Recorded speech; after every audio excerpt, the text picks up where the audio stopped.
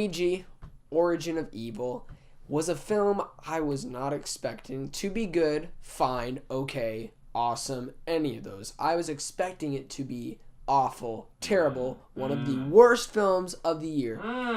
And people who are lucky enough to have seen the movie with me, they did not watch the trailer. I did. It looked like crap.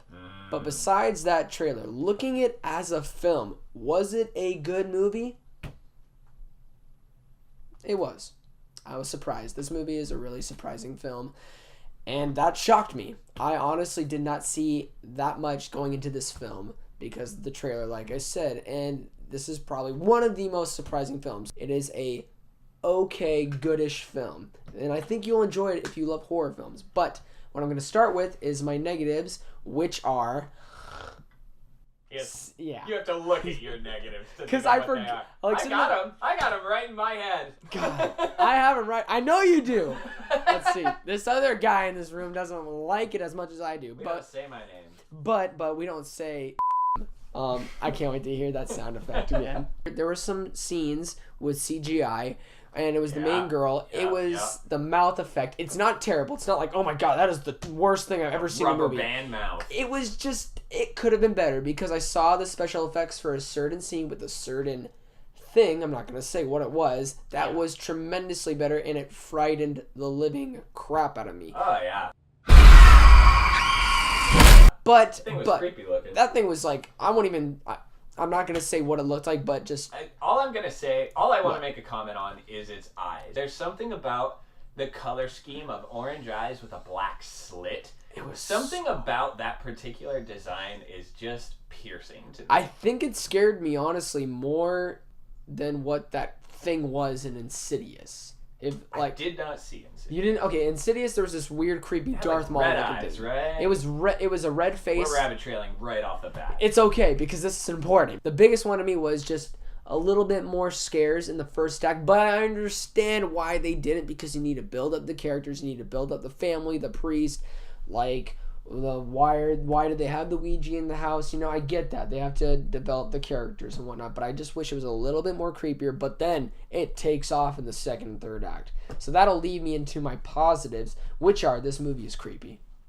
This movie is really creepy. Yeah, it's not like super scary, one of the scariest films of my life, but the presence in certain scenes is creepy. But besides that, back to my positives, which is also the acting is surprisingly not amazing, but good. It is fine. It is what it needed to be for a horror movie like this. And the little girl, who I thought was going to be the worst actress of the year, did a really good job. She really creeped me out. And yes, there are probably some scenes where some people are going to laugh because it was in the script. And the way she sometimes says it is a little bit, not like cheesy, it's I don't know.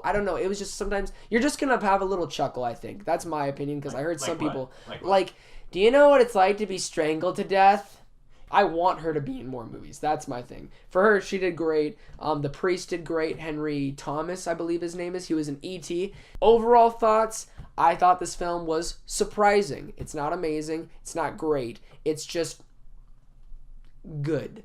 I would say good. It's not worth buying on Blu-ray, I think. It's worth buying on digital copy, because I think it will be worth buying on digital copy. I just don't think it's worth owning on my collection. It's not a movie I'd be like, hey, I want to watch Ouija Origin of Evil. I think it is a solid, good film. But honestly, this is going to sound crazy. I think I'm going to rewatch the first one and see what happens. I think I am. It's only an 85-minute movie. It's only an... Finally. You're going to go back and watch a movie that was worse than the one you just saw just because the second one, which wasn't even worth owning, inspired you. The score I'm going to give for Ouija Origin of Evil. I'm going to give it an 8.2 out of 10. Oh my gosh. 8.2 out of 10. 8.2. Mm-hmm. I gave Lights Out an 8.5, and I do think it's better because there's a little bit more emotional heft and more reasonings for the scares in that one. But this one has the same exact thing, but it's a little bit tamer in those areas. That's why I gave it just below it by somewhat. But yep, that's my review for Ouija Origin of Evil. 8.2. Before I end this video, what was your score? Oh, gosh. I think, honestly, I kind of just want to say, like, flat right now, I mean, we just saw it. I feel like a 7. Sometimes you need like the aftertaste to kind of like wash down a little bit before you really finalize your thoughts. You know how sometimes you'll eat something or drink something and you're like, oh, that was good, and then the aftertaste just kicks you in the throat and you're like, that was not good. Don't say 6.5. No, I'm at like a 5. What? Yeah. That's like terrible. Comparing Or it though to below like average. that's why like comparing it to the first Ouija. That's why I think it's so much better. That's like me saying Jaws 2 is gold because Jaws 4 also exists. Oh God.